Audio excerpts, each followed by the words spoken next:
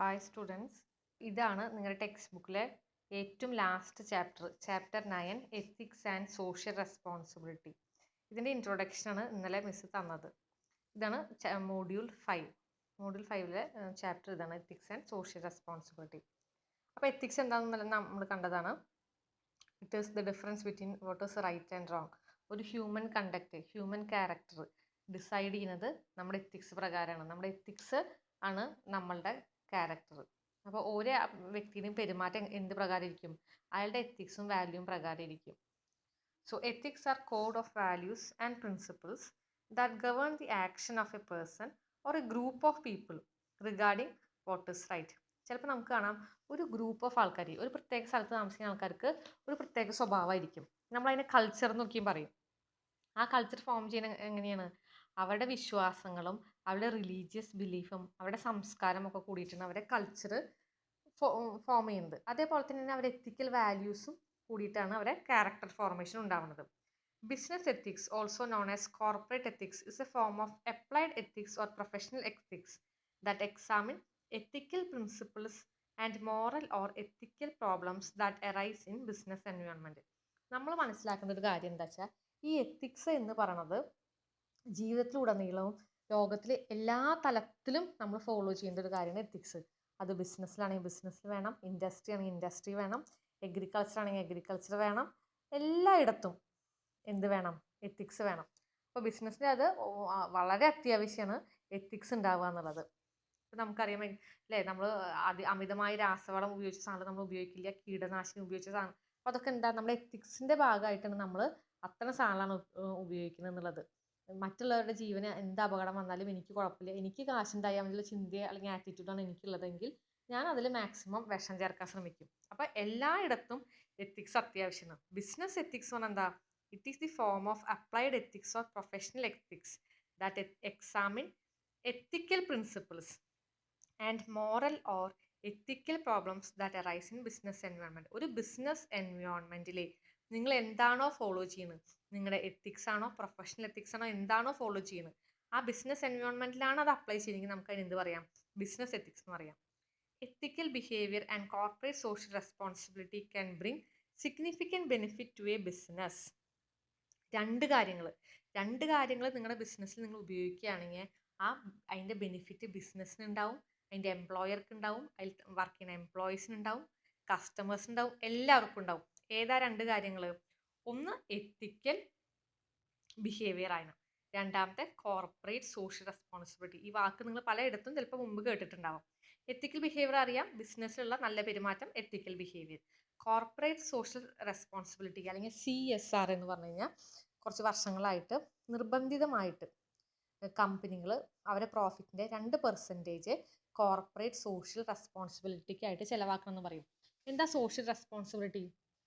നമുക്ക് എല്ലാവർക്കും social responsibility ഉണ്ടാവണം അല്ലേ? നമുക്ക് സമൂഹത്തിനോട്, നമ്മൾ ജീവിക്കുന്ന സൊസൈറ്റിയോട് നമുക്കൊരു പ്രതിബദ്ധത വേണം, നമുക്കൊരു റെസ്പോൺസിബിലിറ്റി വേണം. അതുകൊണ്ടാണ് നമ്മൾ സൊസൈറ്റിക്ക് മോശമായിട്ടുള്ള കാര്യം ചെയ്യരുത് പറഞ്ഞത്. അതേപോലെ തന്നെയാണ് ഒരു ബിസിനസ് സ്ഥാപനത്തിനും. ഏത് എൻവയോൺമെൻറ്റിലാണോ അത് വർക്ക് ചെയ്യുന്നത്, ഏത് എൻവയോൺമെൻറ്റിലാണോ അത് നിലകൊള്ളുന്നത്, ആ എൻവയോൺമെൻറ്റിൽ ആ സൊസൈറ്റിയോട് ആ ബിസിനസ്സിന് ചില കടപ്പാടുണ്ട്. അപ്പോൾ ഒരു എക്സാമ്പിൾ പറയാം. ഇപ്പോൾ ടാറ്റ അവർക്ക് ഒരുപാട് പല ടൈപ്പ് ഓഫ് ബിസിനസ്സുകളുണ്ട്. അവരുടെ പ്രോഫിറ്റിൻ്റെ 1 ലക്ഷം 2 ലക്ഷം അല്ലെങ്കിൽ 1 കോടി രൂപയോ അത്ര രൂപ അവർ പാവപ്പെട്ട വിദ്യാർത്ഥികളെ പഠിപ്പിക്കാനായിട്ട് ഉപയോഗിക്കുന്നു. ടാറ്റ ഫൗണ്ടേഷൻസ് ഉണ്ട്, ചാരിറ്റബിൾ ഇൻസ്റ്റിറ്റ്യൂഷൻസ് ഉണ്ട്. അപ്പോൾ അവർ പ്രോഫിറ്റിൻ്റെ ഒരു ഭാഗം അവർ നല്ല പ്രവർത്തനങ്ങൾക്കായിട്ട് ഉപയോഗിക്കുന്നു. മലബാർ ഗോൾഡ് അവർക്ക് കിട്ടുന്ന പ്രോഫിറ്റിൻ്റെ ഒരു ഭാഗം സിറ്റി ക്ലീൻ ചെയ്യാനായിട്ട് ഉപയോഗിക്കുന്നു, പ്ലാസ്റ്റിക് വറക്കണു, അങ്ങനത്തെ കാര്യങ്ങൾ പൊല്യൂഷൻ ഫ്രീ ആക്കാൻ വേണ്ടിയിട്ട് ആ സൊസൈറ്റിക്ക് വേണ്ടി കുറച്ച് കാര്യങ്ങളൊക്കെ ചെയ്യുന്നു. ഇത്തരം സമൂഹത്തിന് ഉപയോഗമുള്ള കാര്യം ചെയ്യണേനെ നമ്മൾ കോർപ്പറേറ്റ് സോഷ്യൽ റെസ്പോൺസിബിലിറ്റി പറഞ്ഞത്. ഇത് ഗവൺമെൻറ് നിർബന്ധമാക്കാൻ കാരണം എന്താ വെച്ചെങ്കിൽ ചിലപ്പോൾ ചില ബിസിനസ്സുകാർക്ക് ഈ ബോധം ഉണ്ടാവില്ല, സോഷ്യൽ റെസ്പോൺസിബിലിറ്റി ഉണ്ടാവില്ല. അപ്പോൾ അവരെ കൊണ്ട് നിർബന്ധമായിട്ടും അവരുടെ പ്രോഫിറ്റിൻ്റെ ഇത്ര ഭാഗം ചിലവാക്കിക്കണം. അപ്പോൾ ഈ രണ്ട് കാര്യം ബിസിനസ്സിൽ ഫോളോ ചെയ്യുകയാണെങ്കിൽ അതിൻ്റെ നന്മയും ഗുണം ഈ സമൂഹത്തിന് മൊത്തം ഉണ്ടാവും. The idea that business enterprises have some responsibilities to society beyond that of making profit for shareholders has been around for centuries. വർഷങ്ങളായിട്ട്, സെഞ്ചുറീസ് ആയിട്ട് നമുക്ക് അറിയണ കാര്യമാണ് ഒരു ബിസിനസ് സ്ഥാപനത്തിന് അവർക്ക് പ്രോഫിറ്റ് ഉണ്ടാക്കുക എന്നതിലുപരി കുറച്ച് സമൂഹത്തിനോടുള്ള കടപ്പാടും ഉണ്ടായിരിക്കണം. One of the core belief is that business organisations have a social and ethical responsibility. നമ്മുടെ വിശ്വാസം എന്താ?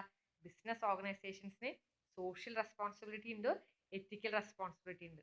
അതേപോലെ തന്നെ as well as the economic mission of creating value for shareholders. ഇത് രണ്ടും മാത്രമായ പോരട്ടാ. സമൂഹത്തിന്റെ നന്മയ്ക്ക് മാത്രം ബിസിനസ്സുകാരൻ വർക്ക് ചെയ്യണമെങ്കിലോ അയാളെ പോക്കറ്റിലേക്ക് ഒന്നും പോവില്ല. അപ്പൊ അത് മാത്രം പോരാ, economic mission of creating value for shareholders and owners. ആ സ്ഥാപനത്തിന്റെ ഷെയർ ഹോൾഡേഴ്സ് ആരാണോ, അതിന്റെ ഓണേഴ്സ് ആരാണോ, അവർക്ക് എന്താണ് economic mission of creating value പറഞ്ഞാൽ എന്താ? ഷെയർ ഹോൾഡേഴ്സിനും ഓണേഴ്സിനും അവർക്ക് പ്രോഫിറ്റ് ഉണ്ടാവണം. അതിൻ്റെ ഒപ്പം സൊസൈറ്റിക്ക് റെസ്പോൺസിബിൾ ആയിട്ടുള്ള കാര്യം, എത്തിക്കൽ പ്രിൻസിപ്പിൾസും ഫോളോ ചെയ്യുന്നതായിരിക്കണം ഒരു ബിസിനസ്. എന്തിനാ നമ്മൾ BBA കുട്ടികളെ എത്തിക്സ് പഠിപ്പിക്കുന്നത്? നാളെ നിങ്ങൾ ഈ മാനേജ്മെന്റ് എന്നുള്ള സബ്ജക്ട് പഠിക്കുന്നതിന്റെ ഉദ്ദേശം എന്താ? നമ്മൾ ആ ക്ലാസ്സസ് പല നമ്മളെ ഇൻഡക്ഷൻ പ്രോഗ്രാമിലും കേട്ടതാണ്. ഒരുപാട് ടേമുകൾ നിങ്ങളിവിടെ കേൾക്കും. ഇതൊക്കെ ബിസിനസ് എൻവയോൺമെന്റിൽ പോയി നിങ്ങൾ കേൾക്കുന്ന ടേം ആയിരിക്കും. പക്ഷേ ഈ തിയറി ഒന്നും ആയിരിക്കില്ല നിങ്ങൾ അവിടെ അപ്ലൈ ചെയ്യുക. നിങ്ങളൊരു ബിസിനസ്സിൽ ചേരുമ്പോൾ, ഒരു ഇൻഫോസിസിലോ എവിടെയെങ്കിലും നിങ്ങൾ വർക്ക് ചെയ്യാൻ പോകുമ്പോൾ അവിടെ എഴുതി വെച്ചിട്ടുണ്ടാവും ചിലപ്പോൾ കമ്പനി കയറുമ്പോൾ തന്നെ ethical principles, rules and conduct to be followed in the organisation. അങ്ങനെ പല രീതിയിലായിരിക്കും. അവർ policies and procedures are so and so എന്നൊക്കെ പറഞ്ഞിട്ട്. അപ്പോൾ അതൊക്കെ നിങ്ങൾക്ക് ട്രെയിനിങ്ങിന്റെ ഭാഗമായിട്ട് തന്നെ അവർ പറയും. അപ്പം നിങ്ങൾ കേട്ടിട്ടുണ്ടാവും ഈ വാക്ക്. ഓ, എത്തിക്സ്, ബിസിനസ് എത്തിക്സ് എന്നൊക്കെ വാക്ക് നിങ്ങൾക്ക് ഫെമിലിയർ ആയിരിക്കും. നാളെ നിങ്ങളും ബിസിനസ് തുടങ്ങാൻ പോകുന്ന കുട്ടികളാവാം, ബിസിനസ് നടത്തുന്നവരായിരിക്കാം, മാനേജ് ചെയ്യുന്നവരായിരിക്കാം. അപ്പോൾ ഒക്കെ നിങ്ങൾ ഈ കാര്യങ്ങൾ മനസ്സിൽ വെച്ചിരിക്കണം. നമുക്ക് ബിസിനസ്സിൽ കുറച്ച് എത്തിക്സ് ഫോളോ ചെയ്യേണ്ടതായിട്ടുണ്ട്. കുറച്ച് സൊസൈറ്റിയോടുള്ള റെസ്പോൺസിബിൾ ആയിട്ടിരിക്കണം നമ്മൾ. സോ അടുത്ത ടേം മാനേജീരിയൽ എത്തിക്സ് ആണ്. Managerial ethics is a basic part of business ethics. Business എത്തിക്സിന്റെ ഒരു ഭാഗമാണ് managerial ethics. It is the set of moral principles of belief that affect the behavior of employees. When developing managerial ethics policies, everything is considered. Compensation, benefit packages, community involvement, corporate giving are all components of managerial ethics. The policies set the minimum standard that business leaders expect from the company down to its people and community. It is also significantly affect the legal standing of the company. It can be defined as the principle and behavioral rules in managerial action. ചുരുക്കം പറഞ്ഞാൽ managerial action എന്ന് പറഞ്ഞാൽ manager എന്ത് ethics ആണോ follow ചെയ്യേണ്ടത് അതിനെയാണ് managerial ethics എന്ന് പറയാം. ആ മാനേജർ അയാളുടെ എംപ്ലോയീസിനായിക്കോട്ടെ, എംപ്ലോയീസിന്റെ സാലറി കൊടുക്കുന്ന കാര്യമായിക്കോട്ടെ, അവർക്ക് ബെനിഫിറ്റ്സ്, പെർക്യൂസിറ്റ്സ്, ഫ്രിഞ്ച് ബെനിഫിറ്റ്സ്, അവരുടെ കമ്മ്യൂണിറ്റി ഇൻവോൾവ്മെന്റ്, അവർക്ക് ഡിസിഷൻ മേക്കിങ്ങിൽ ഒരു പങ്ക് കൊടുക്കണില്ലേ, എല്ലാത്തിലും മാനേജർ അല്ലെങ്കിൽ മാനേജ്മെന്റിന് കുറച്ച് എത്തിക്സ് ഉണ്ടായിരിക്കണം. അതാണ് managerial ethics. In other words, managerial ethics is studying ethical behaviour required to be displayed by managers towards employees. അപ്പോൾ എന്താ എത്തിക്കൽ മാനേജീരിയൽ എത്തിക്സ്? ഏത് ബിഹേവിയർ ആണോ, ഏത് എത്തിക്കൽ ബിഹേവിയർ ആണോ മാനേജർ എംപ്ലോയീസിനോട് കാണിക്കേണ്ടത്, അതാണ് managerial ethics. It can be described as principles and rules need to be adopted by managers during their business process. നിങ്ങൾക്ക് MBAക്ക് പോകണത് എന്തിനാ? മാനേജ്മെന്റ് പഠിക്കാൻ, മാനേജ് ചെയ്യാൻ വേണ്ടിയിട്ട്. നമ്മൾ എഞ്ചിനീയറിംഗ് കോളേജിലെ ടീച്ചേഴ്സൊക്കെ വലിയ ഗവൺമെന്റ് എഞ്ചിനീയറിംഗ് കോളേജിലൊക്കെ പണ്ട് കേട്ടാ, ഇപ്പോഴല്ല, ഇപ്പൊക്കെ എഞ്ചിനീയറിംഗിനൊന്നും പണ്ടത്തെ അത്ര ഒരു റഷ് ഒന്നും ഇല്ല. ഒരുപാട് സീറ്റ് വേക്കൻ്റ് ആണ്. നിങ്ങൾക്ക് പറയാൻ പാടില്ല, ഞാൻ MD കോളേജിൽ BBAക്ക് സീറ്റ് കിട്ടാൻ നിങ്ങൾക്ക് ഭയങ്കര ബുദ്ധിമുട്ടായിരിക്കും. കാരണം എൻ്റെ ഫ്രണ്ടിൻ്റെ അവസ്ഥ എനിക്കറിയാം.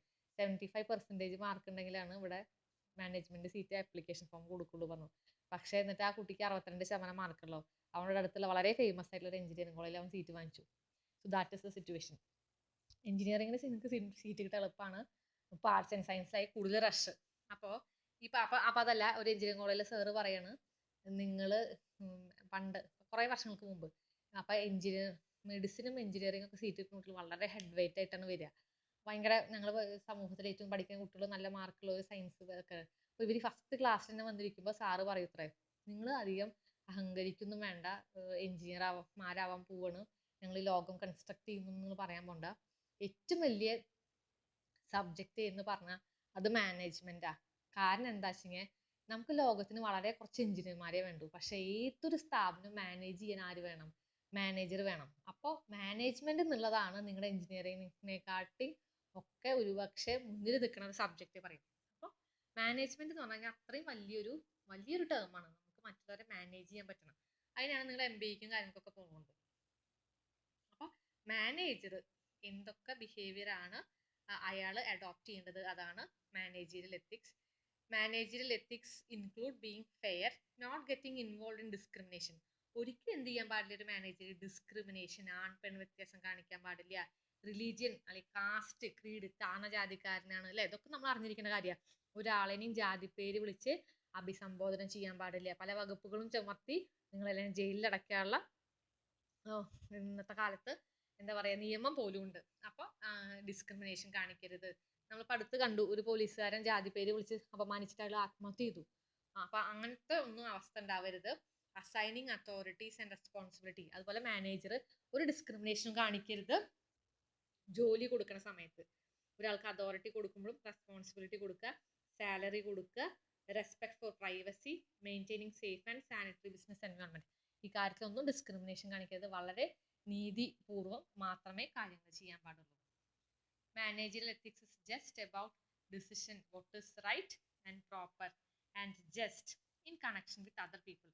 മറ്റുള്ളവരോട് പെരുമാറുമ്പോൾ എന്താണ് റൈറ്റ് ആയിട്ടുള്ളത്, എന്താണ് പ്രോപ്പർ, എന്താണ് ജസ്റ്റ്, ഇതാണ് മാനേജറിയൽ എത്തിക്സ്.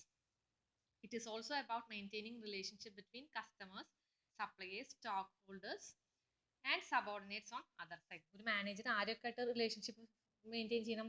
അയാളുടെ സപ്ലയർ, അയാളുടെ ഷെയർ ഹോൾഡർ, ഓണേഴ്സ് ഉണ്ടാവും.